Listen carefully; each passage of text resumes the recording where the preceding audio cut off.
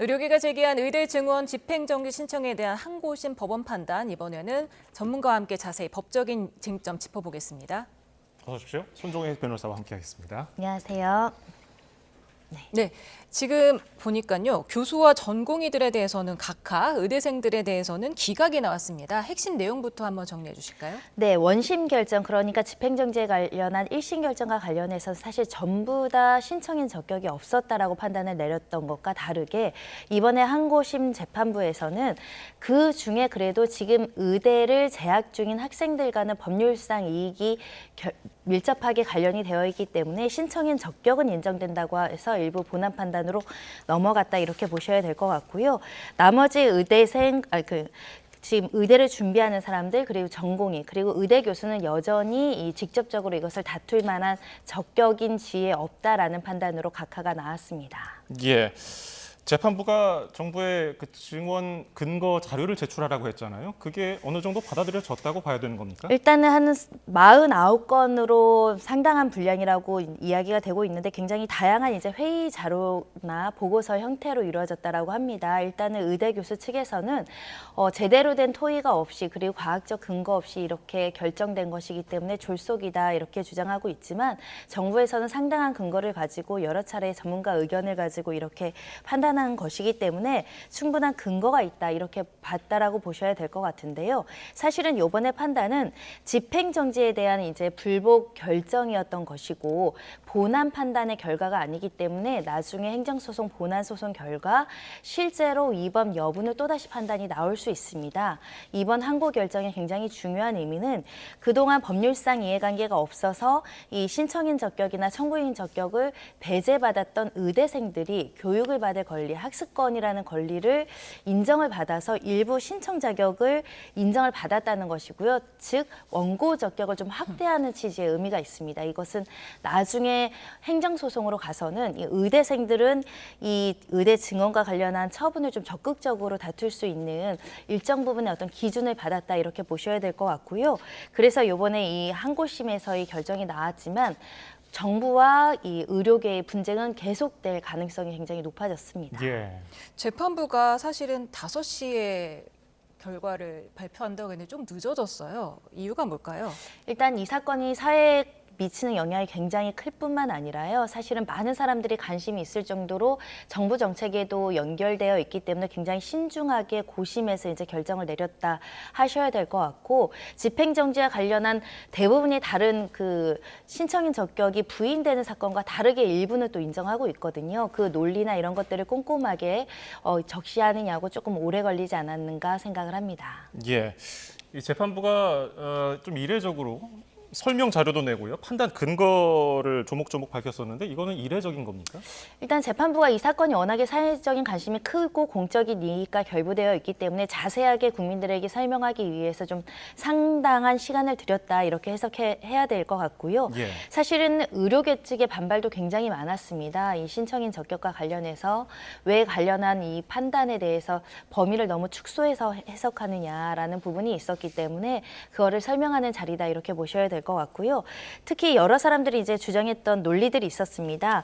의대 교수들이나 전공의들이나 관련해 가지고 이 의료계에 어떤 정책이 제대로 집행되지 않았던 부분을 굉장히 주장을 많이 했는데 이 부분 판단은 사실은 제대로 나와 있지 않았고요. 오히려 이제 의대생들이 교육받을 권리를 침해함으로 인해서 받을 이익에 제한이 있지만 공공의 공리를 위해서는 이걸 집행정지하기보다는 집행정지를 기각하는 판단을 내렸는데 그만큼 사실 이 정책을 무효화시킬 경우에 우리 사회가 가지고 있는 회복할 수 없는 손해, 그러니까 공공의 이익이 훨씬 더 크고 제한되는 교육생들의 권리가 훨씬 더 비교 형량했을 때 낮다라는 것이거든요. 정부는 이 정책의 필요성에 대해서 어느 정도 정부의 손을 들어줬다 이렇게도 해석할 수 있을 것 같습니다. 예. 네, 지금 의료계, 의대생 포함해서요. 정부나 대학 총장에게 상대로 낸 집행정지나 가처분이 20건에 달하는데 한 번도 의료계의 손을 들어준 적이 없습니다. 법원 쪽에서요. 이유가 뭘까요? 일정 부분 사실은 직접적이고 법률적으로 구체적인 이익을 가지는 사람이 대학의 장이라고 지금들 판단이 나오고 있기 때문에 대학의 장 아니고서는 이 처분의 어떤 위법성을 다투기 어려운 현실적인 그 신청인 적격, 원고 적격의 문을 넘지 못했다 이렇게 보실 수밖에 없고요. 그럼에도 이 항고심 재판부에서는 의대생들에게는 다툴 수 있는 기회를 줬지만 그래도 정부가 제출한 자료나 또 상대방 측에서 제출한 자료를 보더라도 너무나 절차가 위법하거나 내용이 본질적으로 하자가 심각해서 사적인 이익을 너무나 제약하고 공공의 이익은 별로 도모되지 않는다. 이렇다고 한다면 인용적으로 가겠지만 기각 결정이 나왔다라는 건 그만큼 정부의 정책에 있어서 여러 가지 의료계의 현안이라든가 앞으로 미래의 결정을 보고 정책을 했다라는 정부 정책이 어느 정도는 합리성을 봤다 이렇게 보실 수 있을 것 같고요. 지금 의료계에서 졸속으로 처리했다라는 것은 즉 절차상 하자가 있다라는 주장과 맥이 닿아 있는데 절차상 하자라는 것은 법령에 위반되거나 관련된 규정을 위반하면서까지 예를 들면 토론을 하지 않는다거나 공청회를 하지 않는다거나 이런 것들이 위반됐다라는 걸 명확하게 지적을 해야 되는 것인데 그 절차의 위법이라는 것이 명백하지 않거나 또 굉장히 좀 애매모호한 주장이 있는 경우에는 이것이 받아들여지지 않습니다. 그래서 절차의 위법까지는 인정하지 않았던 것 같습니다. 예. 다시 한번요. 이 각하와 기각이라는 두 단어가 나오거든요. 1심과 비슷한 부분도 있고요. 이 점 어떻게 구분이 됐는지 다시 한번 좀 설명을 해주실까요? 각하라는 것은 어떤 정부의 정책에 대해서 간접적이고 사실적인 이해관계를 가지는 사람이 많을 겁니다. 의대 증언이 일반 국민에게도 굉장히 영향을 미치는 이슈 아니겠습니까? 예.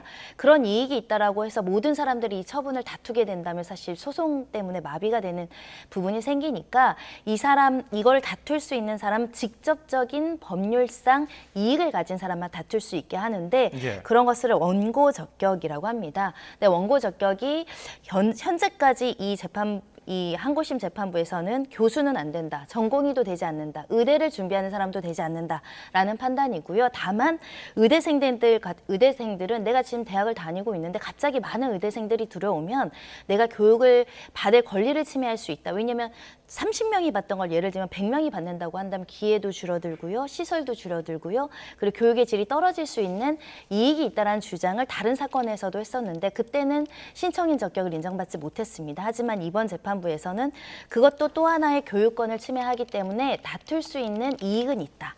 다만 그럼에도 불구하고 공공의 이익이 현저히 크기 때문에 이 정부의 결정을 취소하거나 뒤집을 수는 없다는 판단입니다.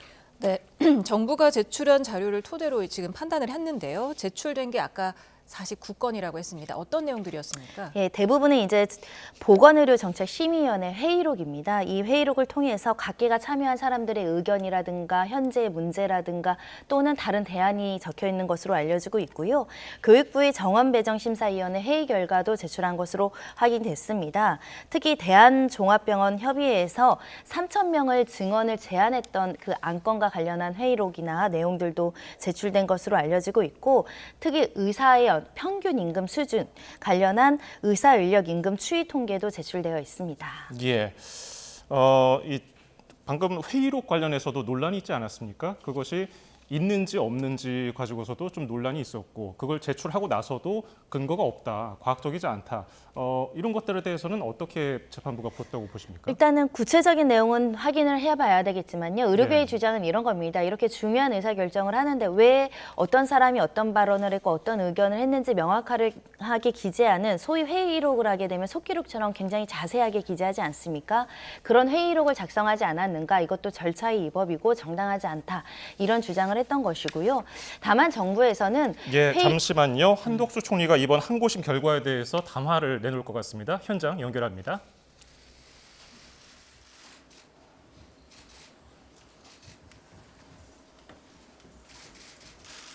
시작할까요?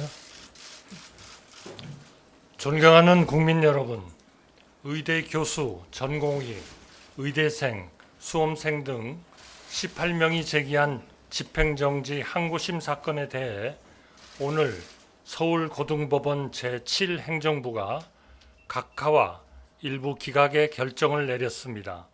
소를 청구한 분들은 의학대학 입학정원 증원이 적법한지에 대해 앞으로 법원이 최종적으로 판단하기 전까지 의대 증원과 관련된 행정 절차를 잠정 중단해 달라고 요청하였습니다.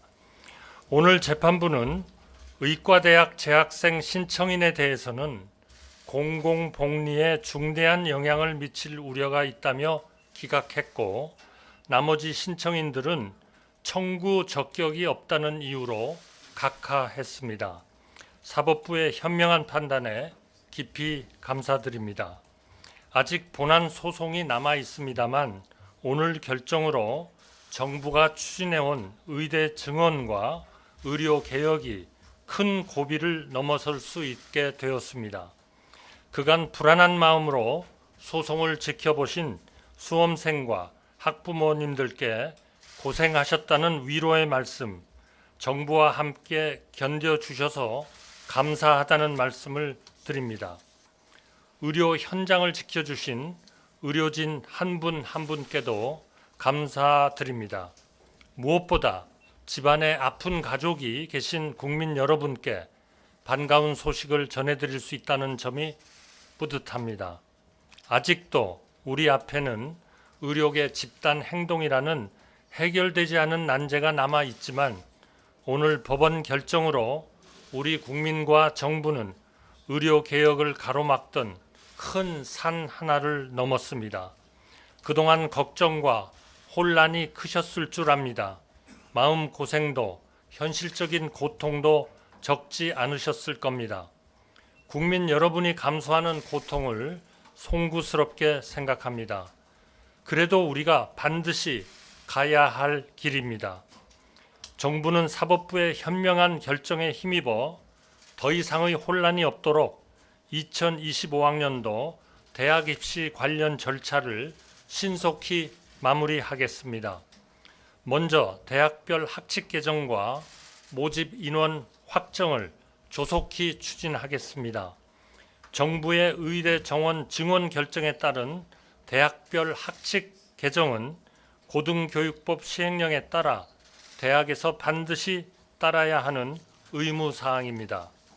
아직 학칙을 개정 중이거나 재심의가 필요한 대학은 법적 의무에 따라 관련 절차를 조속히 마무리해 주시기를 바랍니다.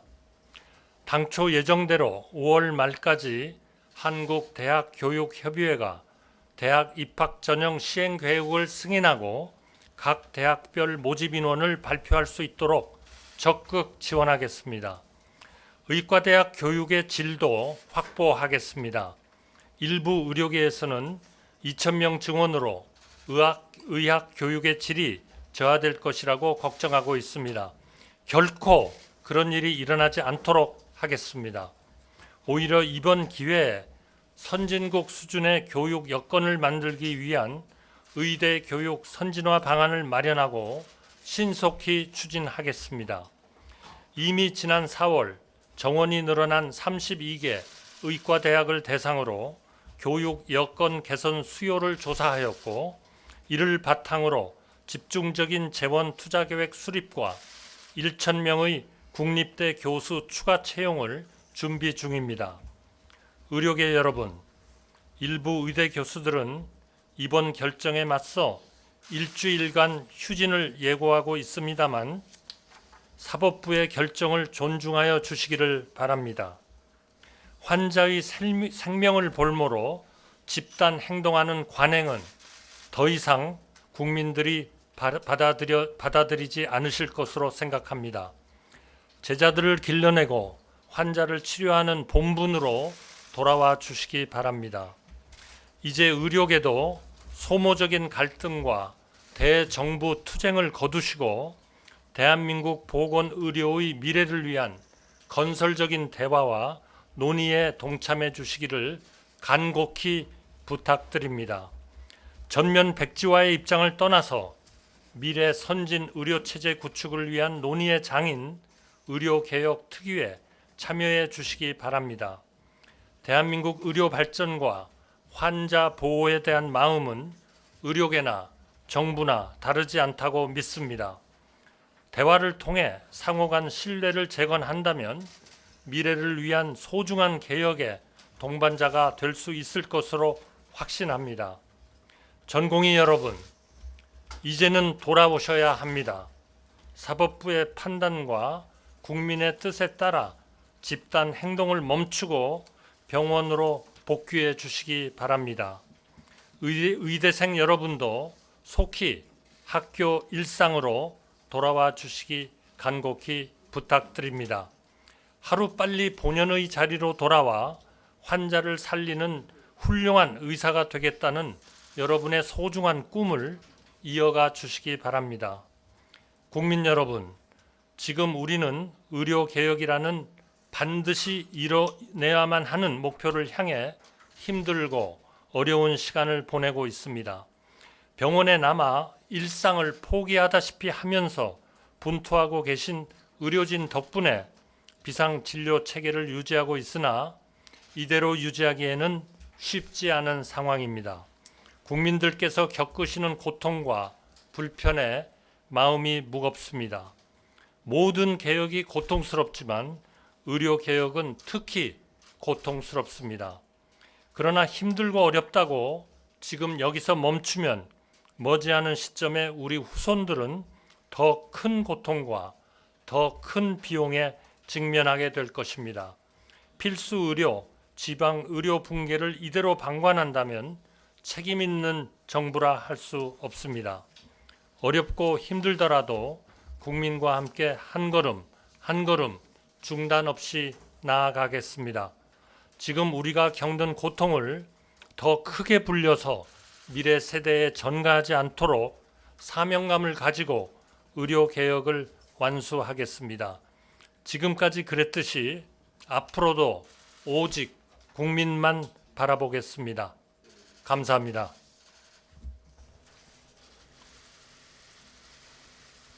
네, 한덕수 국무총리의 대국민 담화 들으셨습니다. 예상했던 대로 지금 사법부의 판단을 존중한다, 감사하다 그러면서 신속히 정리하겠다 했는데 아무래도 의료계는 지금 반대 입장을 보일 것 같습니다. 재항고를 할 것 같은데요. 네, 재항고 하더라도 결론이 바뀔 것인가에 대해서는 또 확신이 없는 분들이 많기 때문에 좀 추이를 보셔야 되지 않을까 생각하는데요. 결국 이번 결정은 집행정지 신청과 관련한 수많은 하급심 법원의 판단을 상급심 법원에서 그래도 각하 기각이다. 즉 의대정원이라는 국가의 결정을 이렇게 집행정지 막지 않고 그대로 이행하라라는 고등법원의 판단이기 때문에 정부는 조금 더 힘을 받아서 의대정원을 하기 위해서 이제 교육장과 협의해서 인원을 늘리고 관련한 입시 절차나 이런 것들을 추진할 계획 게 있다라고 보이고요. 지금 의료계에서 했던 본안 소송 같은 경우는 결론이 나오기 굉장히 좀 오랜 시간이 걸릴 겁니다. 그럼 이미 결론이 나왔을 때는 의대 정원이 이루어진 다음에 있을 수 있기 때문에 의료계에서는 사실상 졸속 추진에 대해서 여전히 강한 목소리로 반대하지 않을까 이런 안타까운 상황이고요. 법원의 판단과 다르게 또 의료계와 정부가 협의해서 여러 가지 이제 절차를 논의할 수 있는 여지는 여전히 남아 있지 않을까라는 생각이 드는데 집행정지 요건으로는 회복할 수 없는 손해가 발생하거나 공공의 복리를 저해하지 않는다. 이거는 다 신청인 측에서 입증을 해야 되는 거거든요. 근데 법원에서는 회복할 수 없는 손해가 있을지 모르겠으나 의대 정원 결정을 무효화하거나 집행 정지하는 경우는 공공복리에 현저하게 반하는 손해가 발생한다고 했습니다. 그 부분에 대해서 의료계에서 조금 입증이 부족하지 않았나 생각합니다. 예. 그러면 오늘 나온 항고심 결과 말고도 지금 의료계와 정부 간의 소송전이 진행되고 있거든요. 여기에도 영향을 줄 가능성은 어느 정도로 보세요? 굉장히 많은 사건이 진행되고 있습니다. 특히 형사 사건도 진행되고 있죠. 위계에 의한 공무집행 방해, 업무 방해, 의료법 위반, 허위 공문서 작성, 그리고 명예훼손죄 각종의 고소 고발이 지금 진행되고 있는 상황일 뿐만 아니라 특히 최근에는 문서 제출과 관련해서 회의록 존재와 관련한 업무 방해라든가 공무집행 방해 이런 내용들도 나오고 있어서 향후 정부나 또는 의료계 상대로 한 수사나 또는 재판 그리고 소송까지 굉장히 많이 연계될 가능성이 있는데요.